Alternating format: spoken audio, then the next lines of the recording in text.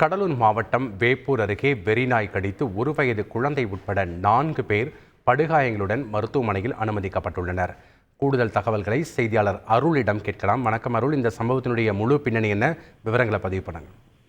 வணக்கம். கடலூர் மாவட்டம் வேப்பூர் அருகே உள்ள மேமாமுத்தூர் கிராமத்தைச் சேர்ந்த நாராயணசாமி மகன் முருகவேல், வயது 49. இவர் இன்று காலை வீட்டிலிருந்து வயலுக்கு செல்லும் பொழுது வீட்டின் அருகே வெறிநாய் ஒன்று கடித்துள்ளது.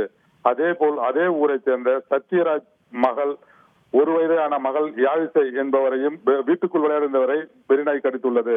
மேலும் இன்று மாலை அதே ஊரை சேர்ந்த 10ஆம் வகுப்பு பள்ளி மாணவன் நல்லூரில் பள்ளிக்கு சென்றுவிட்டு வீடு திரும்பும் போது சந்துரு என்ற மாணவனை வெறிநாய் கடித்துள்ளது.